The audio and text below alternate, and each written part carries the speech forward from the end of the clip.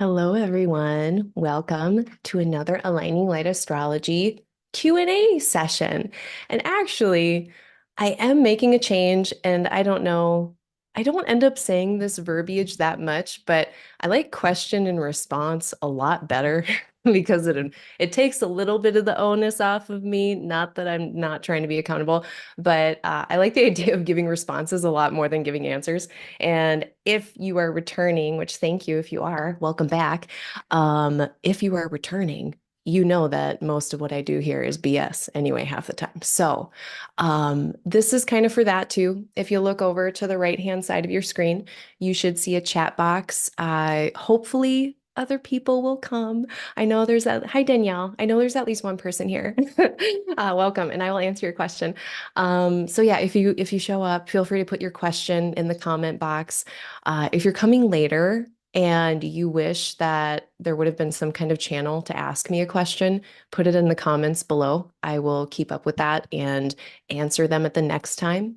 You do not have to be present at these to have me answer a question. So feel free to send me a message on Instagram, send me an email, which I will list later. Um, yeah, any of that. Get in contact with me any way to ask me a question, and I will do my best to answer it here. And I am here once a month. It's usually every second Thursday of the month. I got a hot date tomorrow night, so I'm actually doing it tonight. So thanks for people who are flexible, and maybe this is a better night for you. I didn't mean to be Miss Frizzle today, but the outfit, it came together all on its own. I started playing Animal Crossing. I actually got this shirt first. Both of these items were thrifted. These penguin earrings back when I was in high school and so long ago. And this Animal Crossing shirt the other week. But I was a total poser because I'd never played it before. So I started playing it. Yeah, no, clearly not a poser anymore. Want to just live in there. So if anyone else plays Animal Crossing, please comment below, chat on the side. But anyway, let's get into it. I'm going to bring up the chart. I have a couple topics myself. I did not do a call for questions because my life got wild and I didn't keep up with things. And so I did not do a call for questions. But I do have some backlog left to get through. I've been talking about my backlog of stuff. And then I do have one here. So Danielle asks, hi Danielle, what would come from a transiting Saturn on a natal moon in the seventh house of Pisces? So you must be then a Virgo rising. And I bet Saturn is transiting your moon right now. Or not, or someone you love. But let's look. Let me bring up that hypothetical person. Um,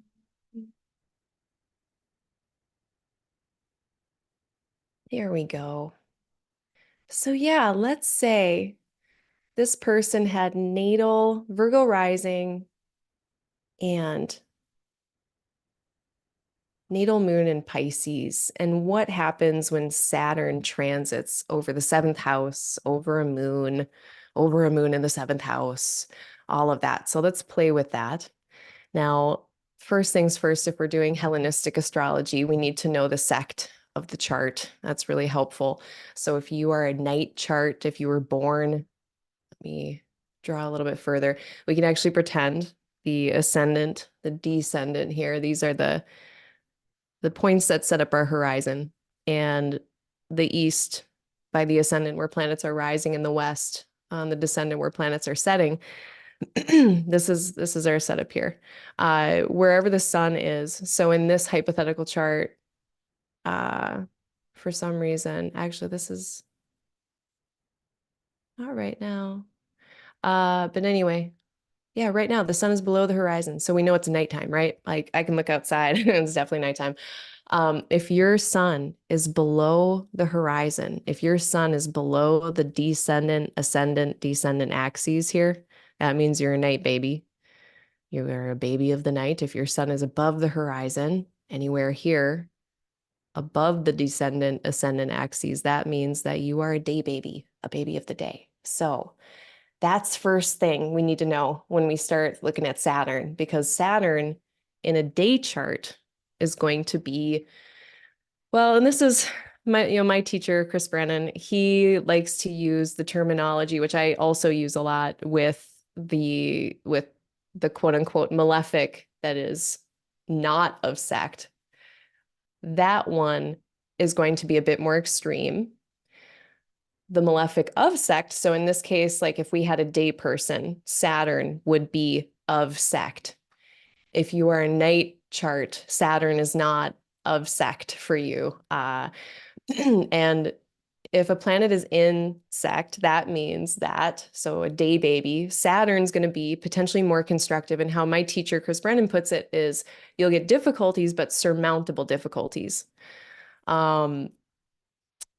I want to touch on the nuance of that, but we've got with Saturn in a day chart, more surmountable type challenges through the seventh in this case. If it's a night chart, if you're someone where your sun is below the horizon, I'm not going to say that you're not going to surmount your difficulties, but they might be a little bit more extreme to deal with.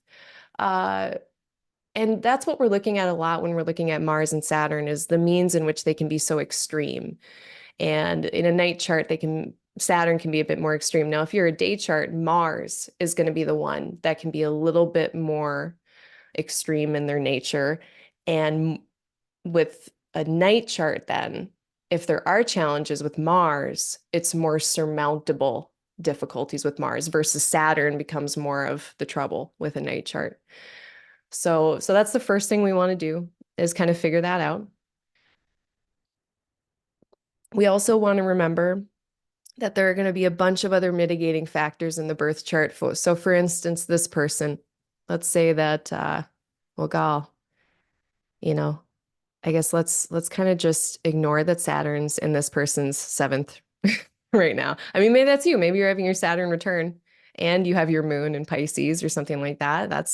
I know people with that configuration. And maybe you're having your Saturn return and Saturn over moon, which is not easy. It's not an easy time. We got to look at what other planets are in association with this place, or what other planets can interact with the seventh house. And so in this hypothetical person's chart, we have Jupiter and we have Venus, and they can both witness the seventh through a sextile. So that seventh house, even if by transit Saturn is moving through it, maybe causing some surmountable or maybe less surmountable difficulties, it's getting help from other places. So that would be a mitigating factor. That would mean that, okay, maybe something in that person's fifth house or ninth house is really helping that partnership through these challenges. We would also then equally have to look at, okay, well, what would Mars be doing? And in this chart, Mars is in a sextile with the seventh. So maybe not doing as much harm or not harm at all, depending on what ancient authors you're looking at, because some of them felt like Mars and Saturn and sextile and trine, they were at least a bit mitigated in the damage that they could do. But maybe altogether made harmless. Depends. But here I like to see it. I like to see that. So this particular person, okay, all things aside with Saturn in there, there's a lot of help and a lot of not harm coming in. So we have to consider the landscape as well. Okay, now I'm ready to talk about what it means to have, okay, if there's a moon in here, let's talk about Saturn going over moon. So Saturn going over moon can be a time where the body, the physical, material circumstances, that's what the moon really was to a lot of, I guess from the way that I'm perceiving it from ancient astrological authors, is that they perceive the sun to be more of spirit, intellect, kind of immateriality, and the moon to really speak to our more material existence, which includes having a body. And when we have a body, we have sensations. And when we have a body and sensations, we have thoughts and feelings, and all this stuff happen around that. And what we end up seeing with Saturn is, maybe a more realistic view of material conditions. We can get maybe more of a realistic view of certain limitations, restrictions, constricting circumstances. So, sometimes the body, not to, okay, PS, asterisk, not giving medical advice, talk to your doctors or whatever. But Saturn transiting over the moon really can speak to maybe a slowing down of the physical situation, maybe feeling more tired, feeling older. I have a Pisces moon, but I have a Pisces moon at the end of Pisces. So I haven't had Saturn go over it by degree yet. So I don't know what that's like, but I have had Saturn go over my ascendant degree and like do the 3-time thing. And that's another area that can do with the body. And I did literally feel tired, older, slower, much less like putting up with bullshit. So that can be a thing too. I think Saturn can start to flavor the mood a little bit, which can be like definitely not taking as much BS. Definitely like the bullshit radar is turned way up, very easy to spot it and not taking it. Reaching limits with things emotionally too. Saying, okay, this is as far as I can get with this certain emotional landscape. Maybe there are some changes afoot that need to happen. Um, Limitations, constrictions in the physical manner. Yeah, that can come out so many ways. In this, if it was like it's in my second house, so a lot of my stuff is coming out with money. Like I literally don't have as much and it's harder to get with physical body stuff. We can see, I guess I have been noticing. So this is just my end of one.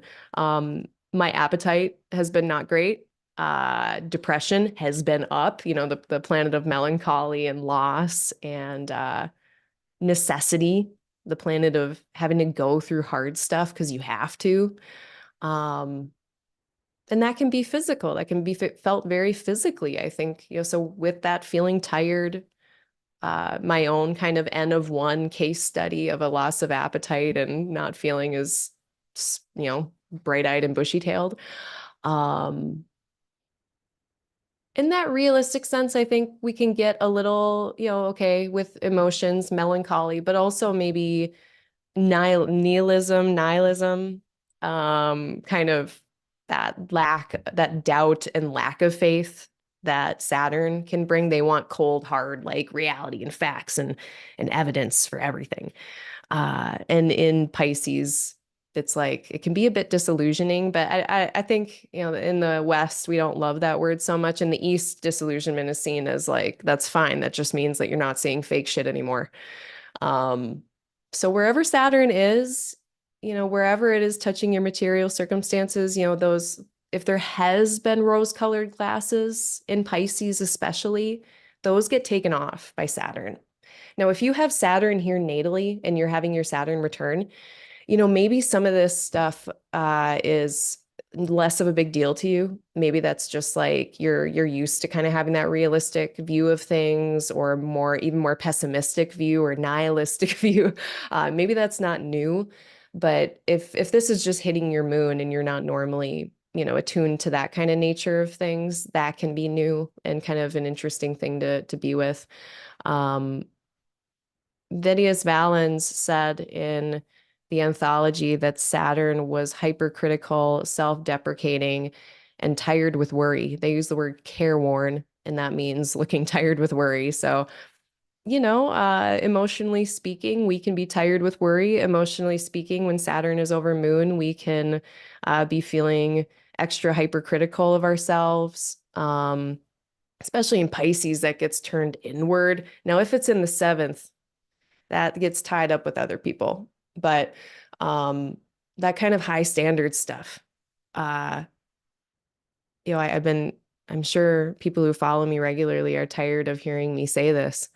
But Corey Muscara, who's a meditation guy, said, hold yourself with the highest standards, but also hold yourself with the greatest compassion. So yeah, you can be hard on yourself, but you have to also at the same time remember to understand and be kind and open to understanding, like, okay, if that happened, how did we get here? If that is something that we regret or are feeling like we don't love that happened, what can we do in the future to make sure that that's not the case? And that kind of thing that Saturn's good at with the constant, like, continual improvement of stuff, but with a softer kind of tone on it. I think that would be really suitable for, Saturn over Pisces moon transit. Um, what else? There's so many things. I'm gonna just check in with the chat and make sure I'm not missing anything.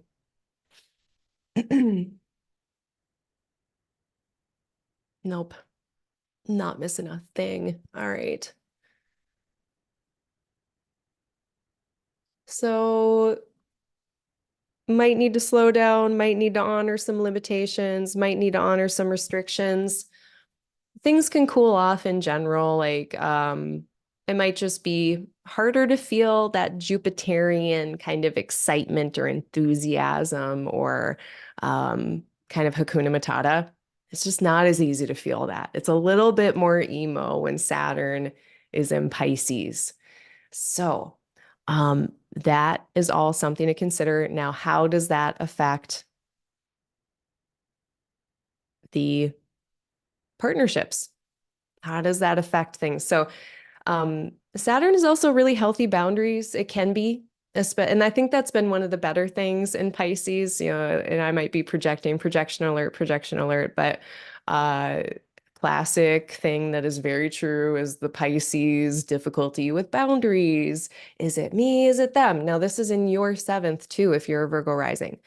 Like whatever rising sign you are, just look at what house topics are associated with Pisces. So if you are like a Gemini rising, we would be talking about healthy boundaries in your career department. If you were a Taurus rising, we would be talking about healthy boundaries with friends or groups or things of that nature. Um, Criticisms in these areas, same thing. So if there are criticisms for Gemini rising, if there's criticisms in, the work or your life path happening, whether that's coming from yourself or from external sources, how can we be a little softer, a little bit more compassionate with that? If you're a Taurus rising, that would be like in your friend groups or with your aspirations. How do I have high standards with this, but also be, curious and compassionate and understanding and soft?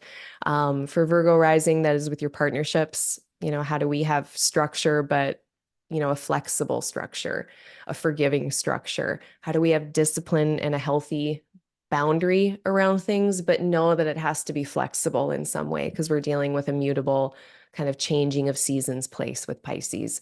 So, with relationship, then, I mean, yeah, sure. Healthy boundaries with others, responsibility. How do you emotionally hold responsibility? Maybe there's some healthy boundaries that can be made there of like what you carry internally with, the responsibility that you feel or don't feel with others. Saturn in the seventh can be a lot about delegating responsibility. If there are certain responsibilities you've been taking, maybe the other person is going to be picking those up a little bit more. Um, there can be loss here as well, to be very frank. Anytime Saturn is here, there can be a potential decrease. Now, there's many instances where this is not as shocking, like say if you have a best friend or something, and maybe they start a college degree or get a boyfriend. And maybe they don't show up as much because they're over and, doing whatever they're doing. It doesn't mean they're not your best friend, but, things can cool off for a minute. Um, if we think about Saturn in terms of commitment, maybe there's a more cooler or serious tone to a partnership because it's very committed and serious. And we, maybe those boundaries are, okay, this is the structure of our committed partnership. Um, in terms of that, maybe back to that kind of loss potential in the seventh. Uh, let's say the seventh is our clients, our business, contractual business associate people. I see like physicians, psychiatrists, things like that, where this is their patient panel and they have a decrease in that. Or maybe they are themselves taking a sabbatical and they're not seeing as many people one on one. So it can be less of that. Like for me, I feel like I mostly see people one on one. Like of my friends, it's like I'm not getting together in groups as much as I am like one on one having coffee dates with people. I can imagine like if I were Virgo rising and that's how I operated, this would be like fewer of those kind of one on one experiences, but maybe only temporarily. So it doesn't have to be the end of the world. It doesn't have to be a divorce. In fact, in a day chart, especially, I see marriages with Saturn in the seventh house because it is that contractual set in stone binding agreement. Remember, 2000 years ago, marriage was definitely a business deal most of the time. It was not about love, very seventh house. Um, so yeah, lots of that. There, I guess, other things I've seen in the seventh with Saturn, building up of certain practices, whether that's building up an audience, building up a patient or client type of practice, across all industries. It doesn't matter what industry, because this is just the general other. Yeah. So there's a lot of constructive things that can happen here. Uh, but it can also definitely speak to some of those other challenges I started out talking about. Um, Overall, this isn't, I mean, if we think about what Saturn does, they create edges and boundaries and structures in that, like they create rules, and because of rules and edges, we get structure. It's just kind of a byproduct of what Saturn does. And we've been experiencing for the last 6 years a really strong, dry Saturn, like really dry, really cold. And now Saturn is a little bit more moistened up. And so, just like really hard soil, we can imagine what happens when we put water on that. And now we can actually get a shovel into it and move things around a bit. So, whatever kind of limitations or restrictions Saturn is placing in Pisces for you in that house with those house topics, um, I really do think that it could be kind of creating a flexible structure that, if it's flexible, might be easier to work with and tolerate while it's there if we don't love it. And then also knowing if it is a structure we're trying to make that, in that flexibility, it's going to be a little bit more softer to deal with than maybe the Saturn that we've had for the last 6 years.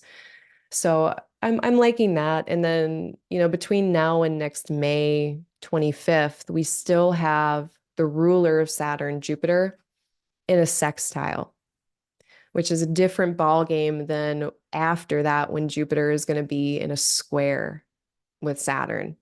So right now, the energy of building and or deconstructing and rebuilding some kind of container or something here, um, whatever that is, it's kind of it's in the name of some kind of growth, some kind of slow, careful, thoughtful growth. Um, let's say it's a limitation or a restriction that really sucks and we don't like, and there's nothing constructive about what Saturn is doing wherever it is for you, and it just sucks.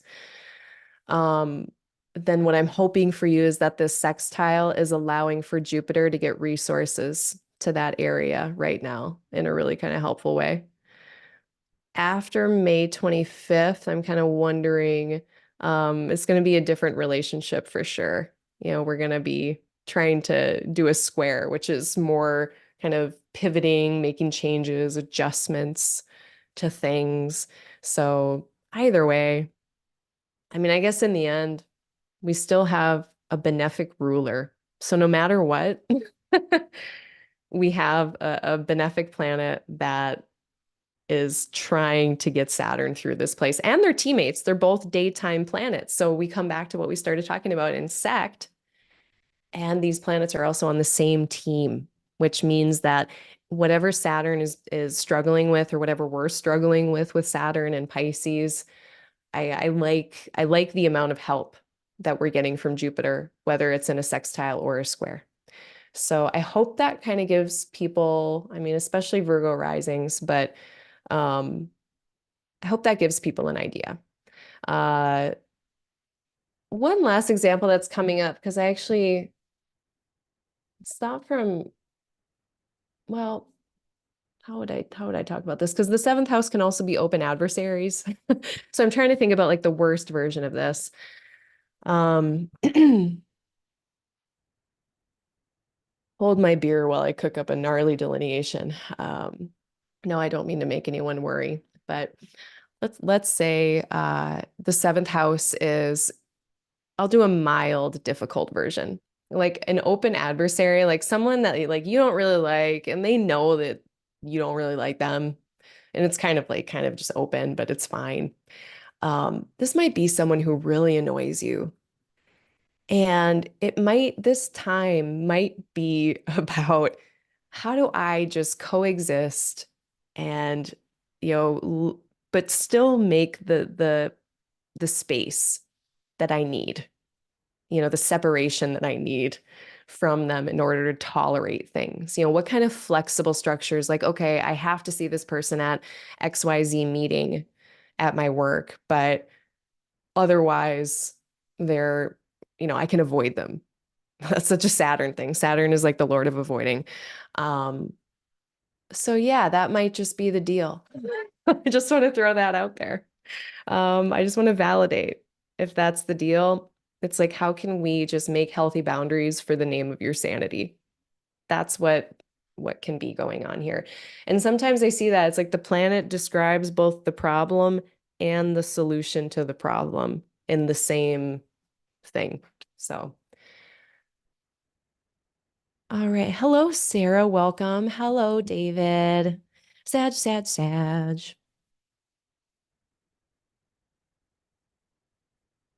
Oh my gosh. I did the bat signal and all the Pisces moon showed up. Sarah has Pisces moon, sixth house, figuring out what the Saturn moon transit hasn't been obvious, figuring out. Oh, yeah, the sixth house too is kind of interesting because it's one of those houses that the rising sign can't see it. Um, so let's see here. Yeah, anytime there's the sixth house, or the eighth, or the second, or the 12th, these are all places that from the perspective of the rising sign, there's no aspect shared. And whenever two signs don't share an aspect, what is really underneath that is that those signs don't share any affinity in common. So, for instance, this hypothetical Libra rising, looking at like Virgo, that's the difference between like night, day, earth, air. Um, Mercury, Lord of Rationale, Venus, Lord of Erosy kind of stuff.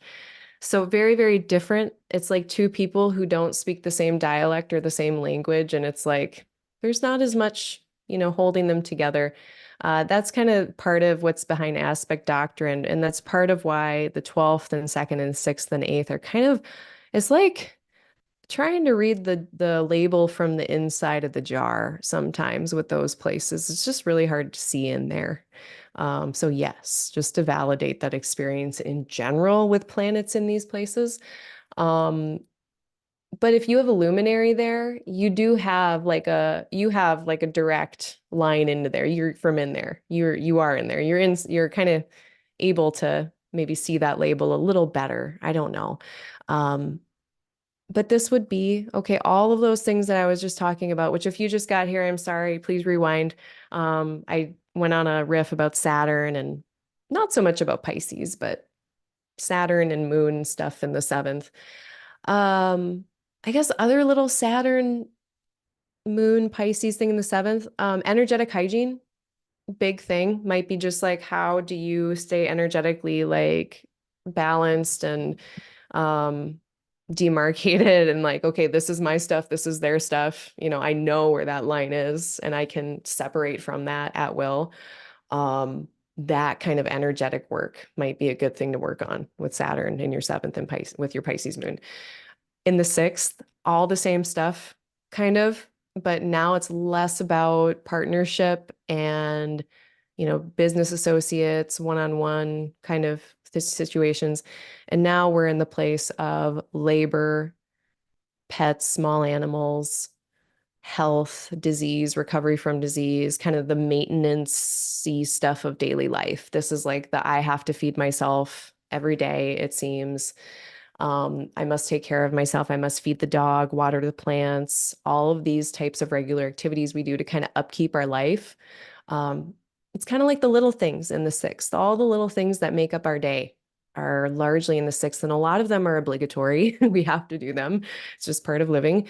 Um, so yeah, there's that. And then the office space, where am I showing up to toil and to labor? And it's it could be, okay, the sixth ranges everywhere from the most exploitative types of labor, all the way to I'm not getting compensated, but I choose to do this in the name of service. So that is kind of what we're dealing with in the sixth house. Um, Office spaces are just like a really boring kind of sixth house thing. It's also, that kind of structural kind of thing of labor where there's people you have to work with and sometimes report to a manager or you have people reporting to you. All of that falls in the sixth. But yeah, health stuff in general. I know Saturn in the sixth, transiting the sixth. One of the cool things that it can do is people tend to report feeling a lot of discipline with these types of things and this being more at peace with the responsibilities of the day. That can be one more positive delineation. It can also just be a butt ton of responsibility. It can just be like, wow, there's a lot that I have to do every day, and it feels very difficult. And why does every day make me feel like I'm Cinderella trying to get all my chores done so that I can go do XYZ?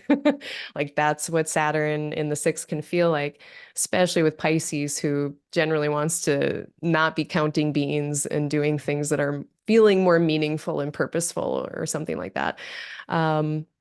So Saturn can be rough that way. It can be a jerk boss. It can be difficulties finding employment. Sometimes, those bill paying labor places, there's a loss of them sometimes. This is a place of conflict. And so Saturn here can show a great restraint with that kind of stuff, which isn't bad. It's a real ability to protect your peace.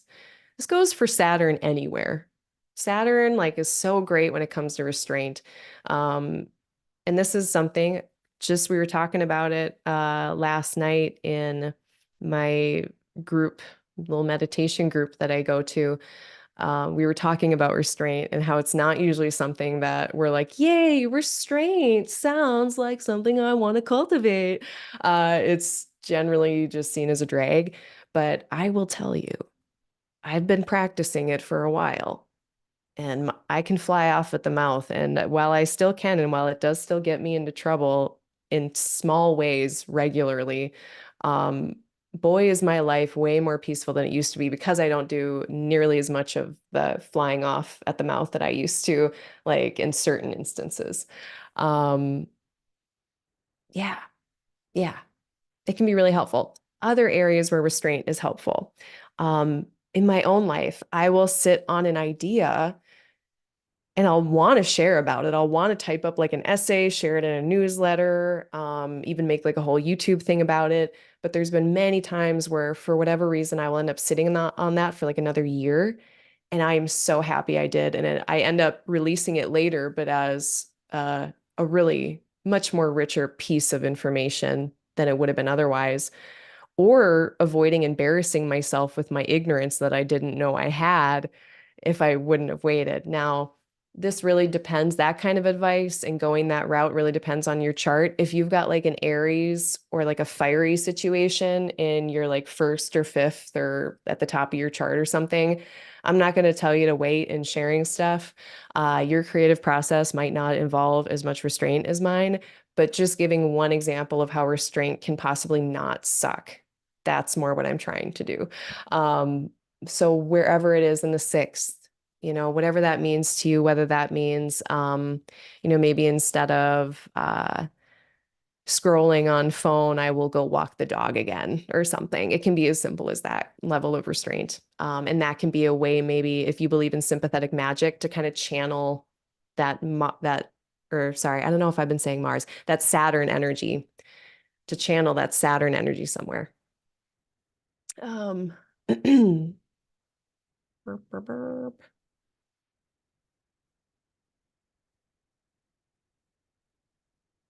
Let me see here. Yeah, and like, might have to take care of your body more for some reason. I guess anytime there's like a malefic, destabilizing anything having to do with health and like the sixth, my kind of the way that I reconcile this, the way that I handle this, and again, not giving medical advice, consult your own doctor. Uh, like it's not that I expect bad things to happen, but like if you think something's going on and you have the resources to get it checked out, just go get it checked out. Don't play the waiting game. And like personally, that's like my advice for everything for everybody because pharmacist hat, but it's definitely good advice when we can see astrological shenanigans afoot that might be touching on those like first house or sixth house places, planetary rulers, etc. Hello, Carolyn. Welcome. Hello, stars and gamers. Welcome.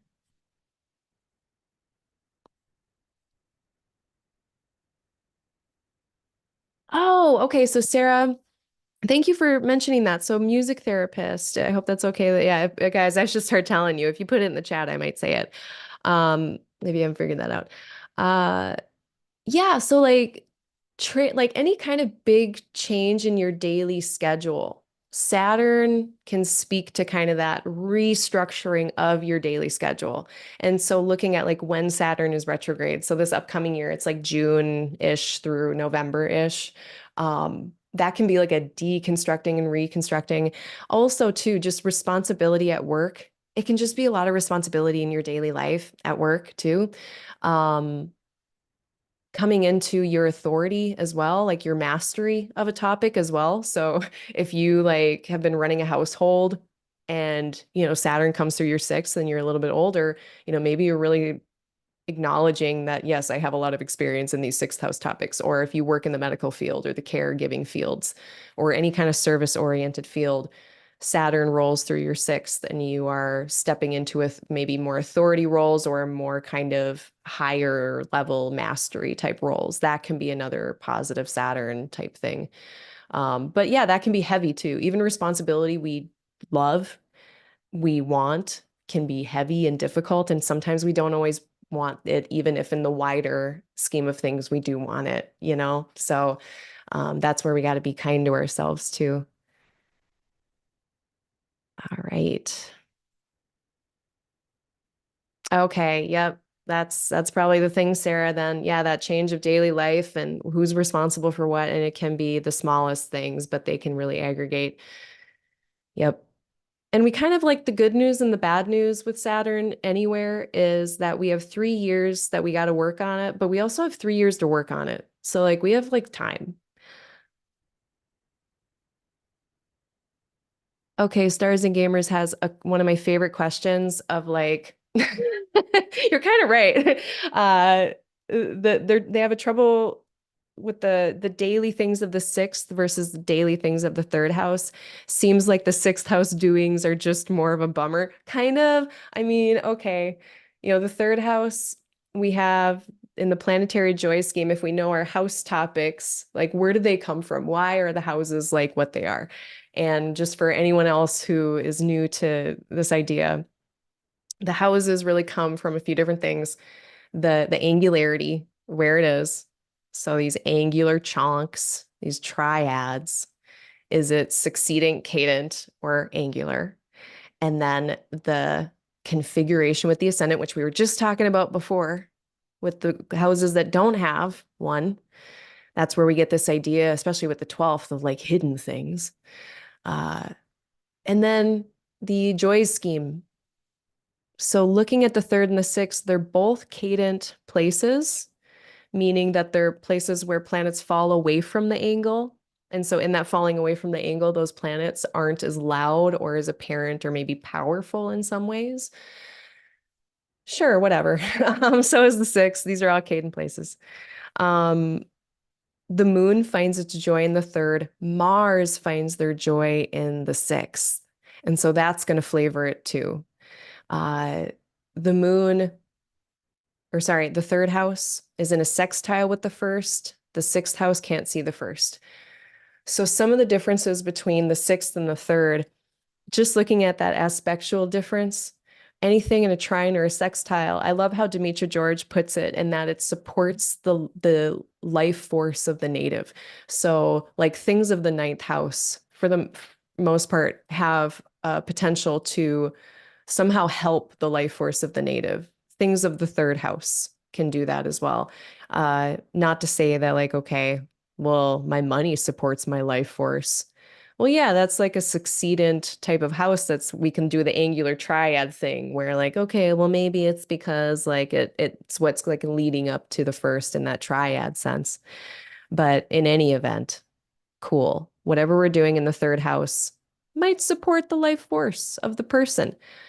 Things of the sixth house, I mean, I just sugarcoated it a lot. Sorry for like the people, like the I was just talking about the sixth house stuff. But anciently speaking, this was like conflict, war, pestilence, plague, slavery, like all of these worst situations. And then in the 12th, they just get a little bit worse, right? So Mars, conflict, war, conscription, being taken from your home into war. Labor, toil was a big thing.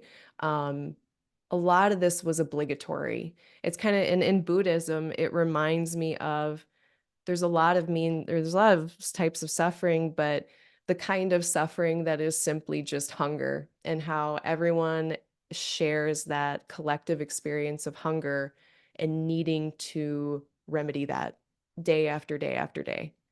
That is some sixth house shit, like I am obliged to do this. If I have children or animals or livestock or whatever, sorry, not to equate any of those things, but it's like I must do this. Like that must, that mm.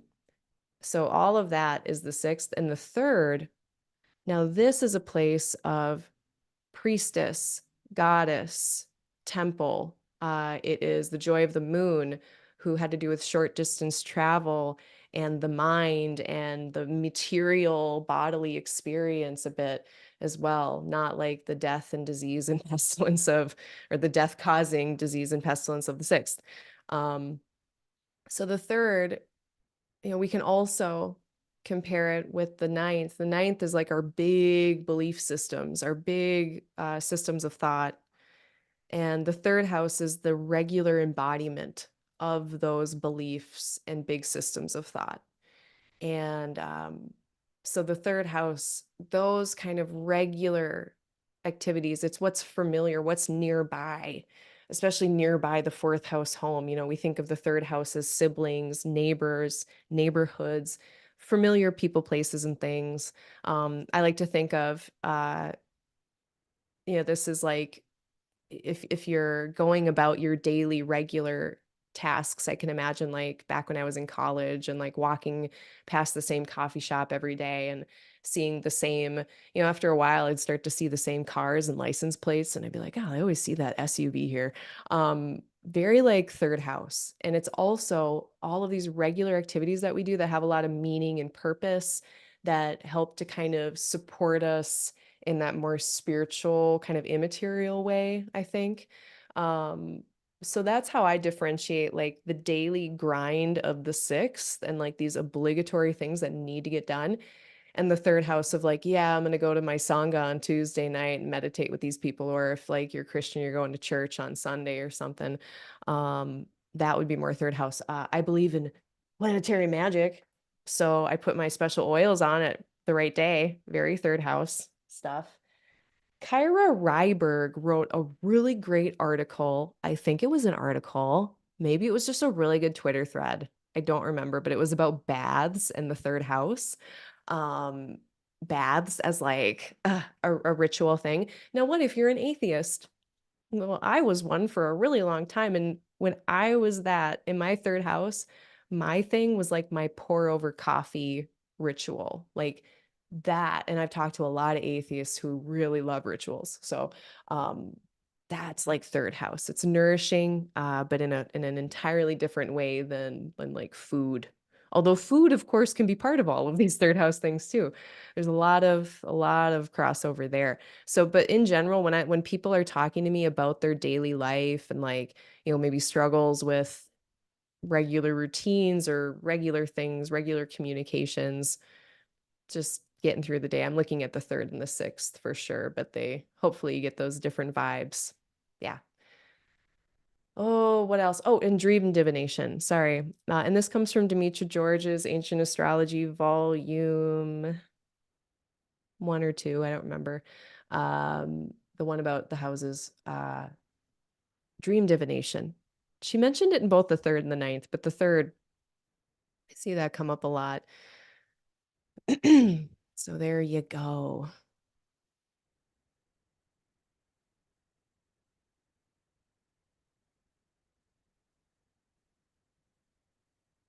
Oh, Caroline Baker says restraint is what you want if you're trying to create the ability to win arguments. Yeah, that sounds good. Um, can I just win them by not having them? Does that count? Is that just avoidance? Maybe. Oh, congratulations. Um, yeah, it's always like if we can all just get Saturn across our ascendants, our suns and our moons and past the squares and the oppositions, it's like, shoot, this happens like every 4 or 5 years, I swear. Hello, Dux Noctis. Welcome. It's good to see you.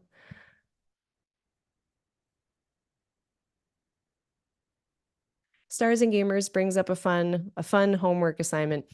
I wonder if we can transform some sixth house obligations into more third house topics by approaching them with mindfulness and ritualizing them. Yeah, I don't see why not. I feel like, maybe one example from that in my own life is, um, oh, there's this meta prayer or something, blanking on what the title of it is, but one of the lines in it, and it's a Buddhisty thing, is how do I carry my duties without burden? How do I carry my duties without burden? So how do I go about doing my things?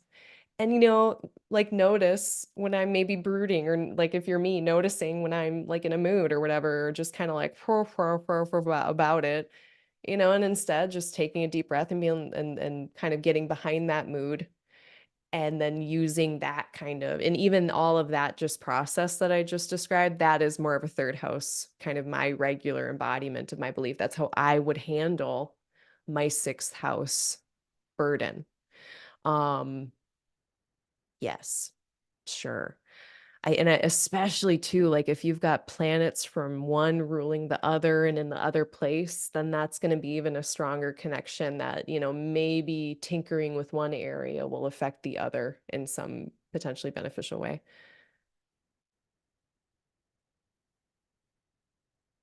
Hello, Mel. Welcome. They have both a strong Taurus stellium and a Gemini stellium. Any advice for navigating this right now? Oh yeah, yeah. All the Aquarius stuff is squaring it. I mean, Gemini, the hard thing is, I mean, it depends on where it is in your chart, but focusing on things, choosing things and focusing on them long enough to feel a sense of progress. And Taurus really loves a routine, loves to kind of get things figured out, get the preferences figured out. Like, yep, this is what we like. This is the best version of this.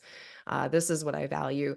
And finding a way to incorporate it in a really consistent way, which doesn't always jive with the Gemini, like, potentiality of doing all these different things and trying different things. And so how do I kind of have some kind of through line of stability, but then introducing novelty or some flexibility? It sounds a little bit like the Saturn and Pisces dilemma of like, how do I have structure, but some flexibility built in? Um, and as far as the squares go, I mean, anytime there's squares, there's a need for, it's Mars flavored, right? So Mars is a planet of change, a planet of effort, a planet of transformation. Before we had Pluto being transformation, it was always Mars a lot of the time. So always a lot of the time. So with a square, what ways of effort are there? Is there effort that's needing to be placed or differently placed? Are there changes or adjustments, pivots that need to be made to deal with that square energy? Um, yeah, I'd need to see more to know more, but that's the vague kind of response that I can give. Thank you for the great comments, everybody. Wow, it's already somehow that flew. I barely drank my fizzy water.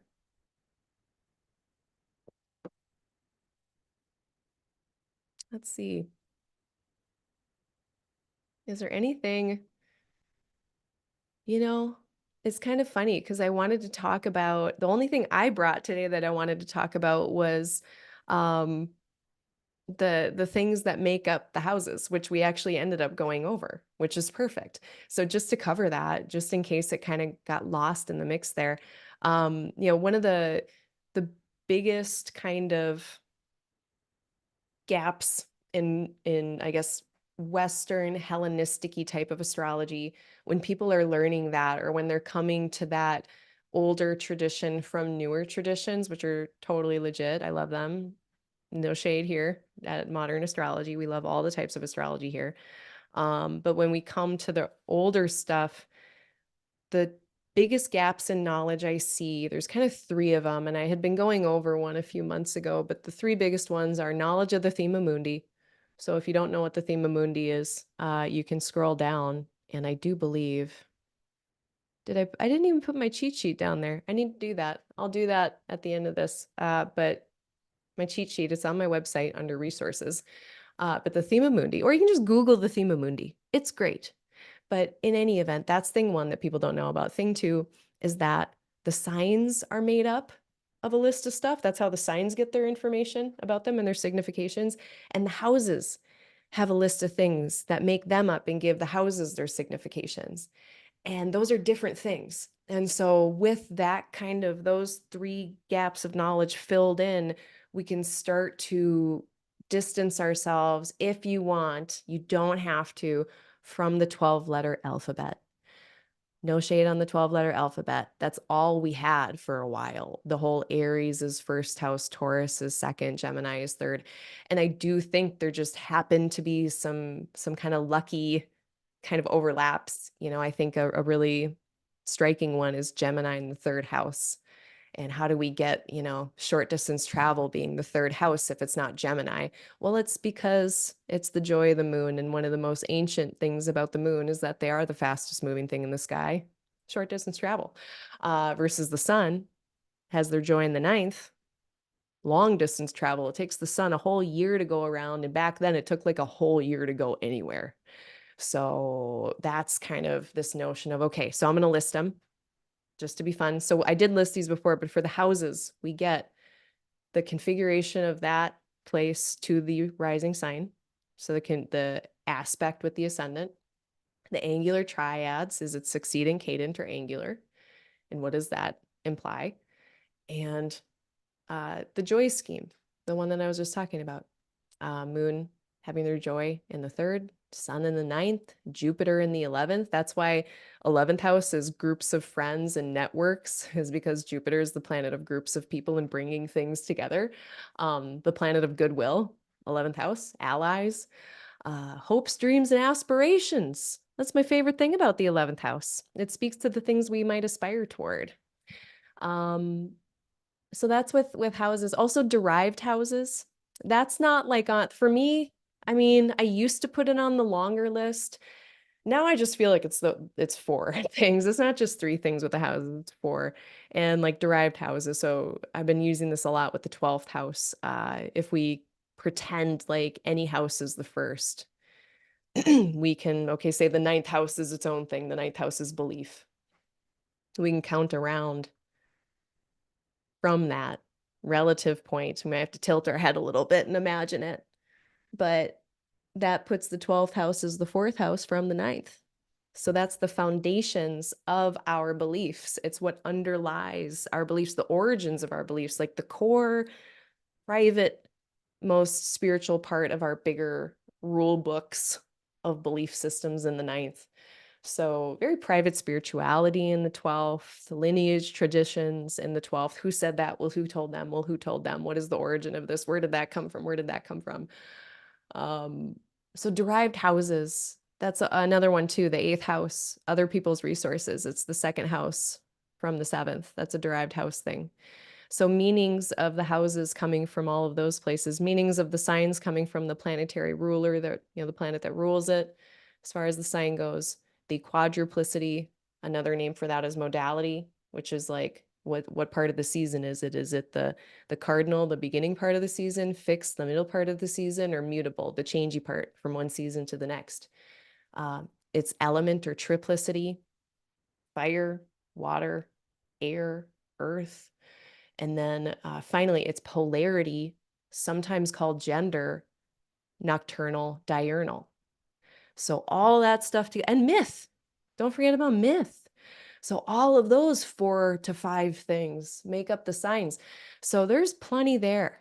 There's plenty there. And it can also help to fill in some blanks that you might have in your own chart.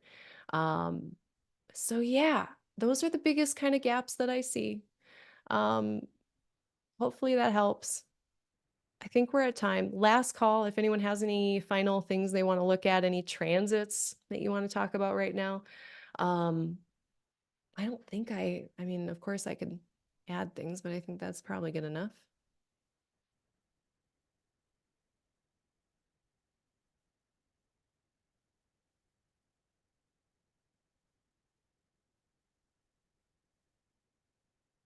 Let's see. Is there a lunation happening? Yes, there is. There's a new moon happening pretty soon. I actually went into this one a lot at my last forecast, if you're curious about that. But yeah, I guess just to mark a few things coming up. We've got this new moon happening. Just a reminder about all of this Pluto stuff that's happening.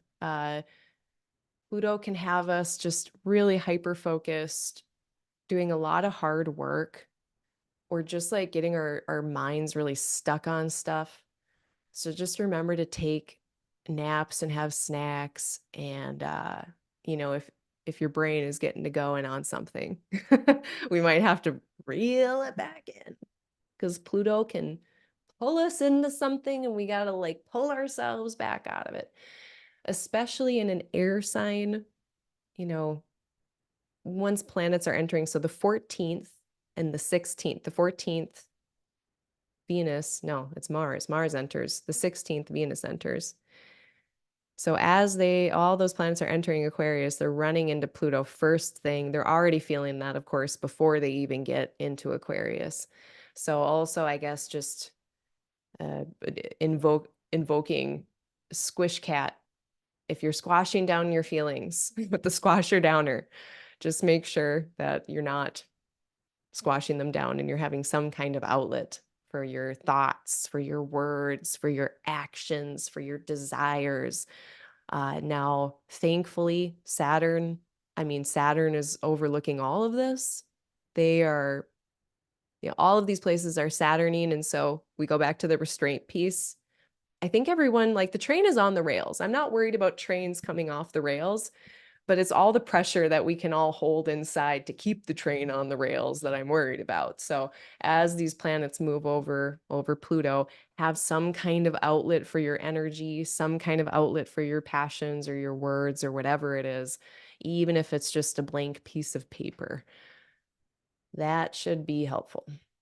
All right, my friends, it's been real. Oh, got a couple more. All right, last call. It worked. I need all. Yeah, Juno, I'm still getting to know. I feel pretty comfortable with Vesta and Pallas at this point and kind of figuring out what they're about. But um, I know Diana Rose Harper is smart about Juno. I've listened to her stuff on Juno, and that's the person who I think you want to listen to with that, Diana Rose Harper for Juno.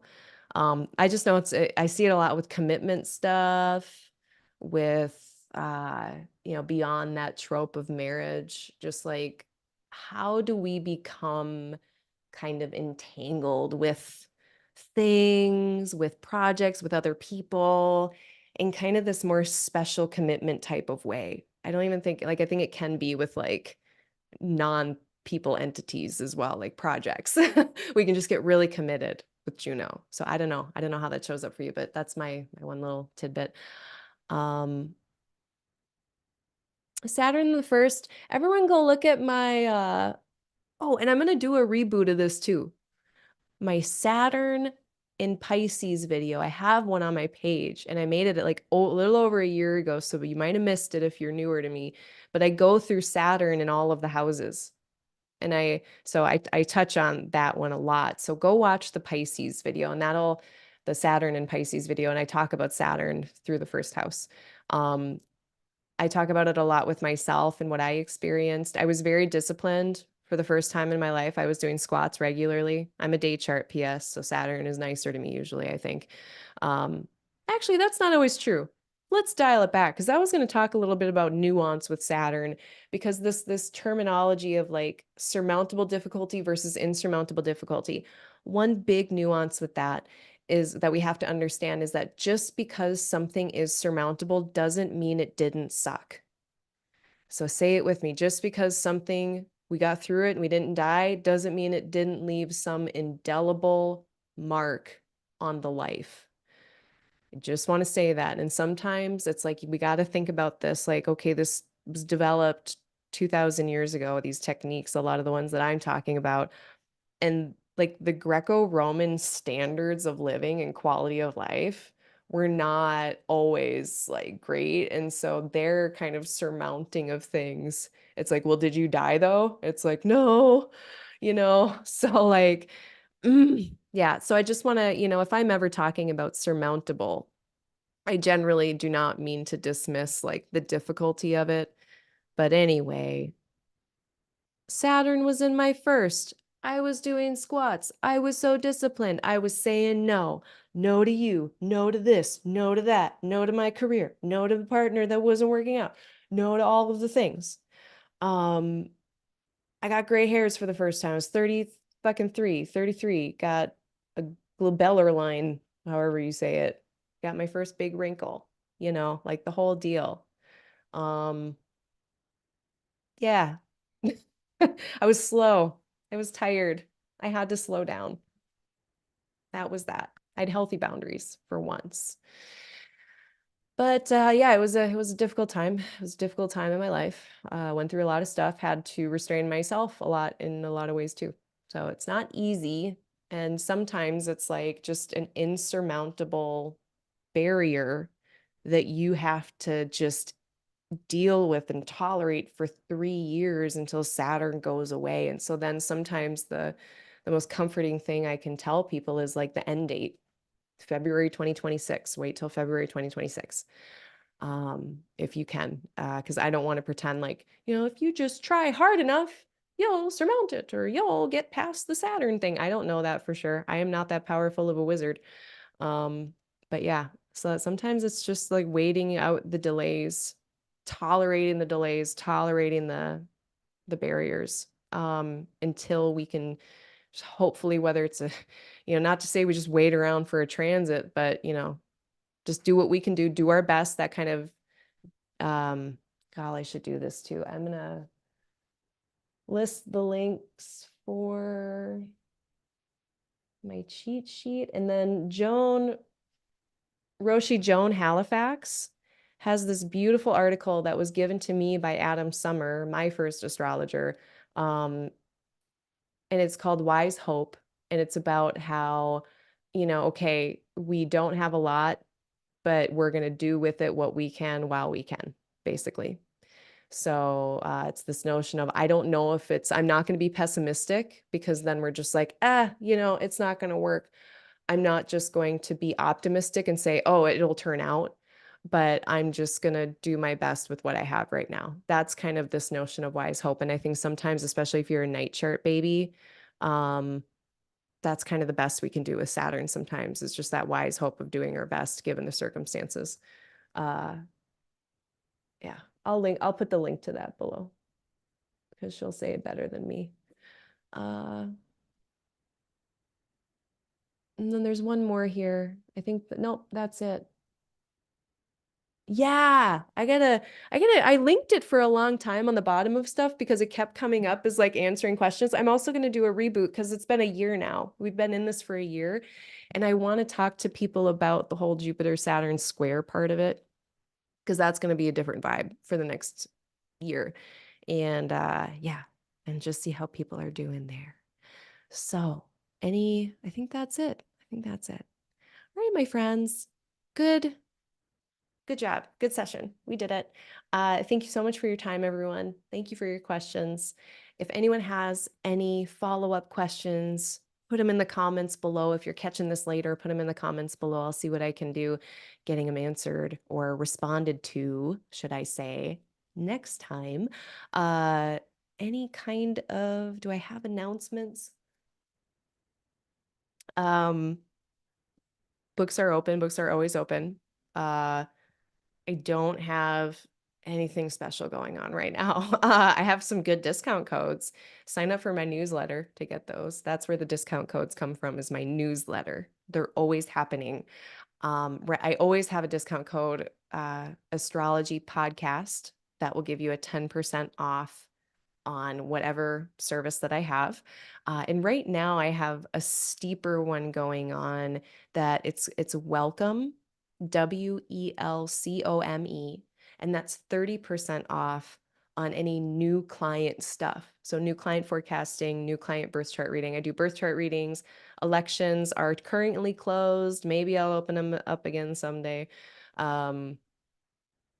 Synastry, so relationship readings, those are open if you're interested in that. I say forecasting, natal. Yeah, that's pretty much it. I did finish a paper that should be coming out in the Kaylee review very soon. I'm very excited about it. Almost feel like I am speaking about it too quickly, but I'm too excited.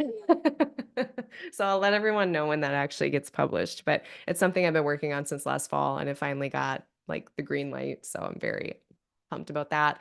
Because that's the reason why I didn't get a lot of other stuff done, that I wanted to do rising sign reports.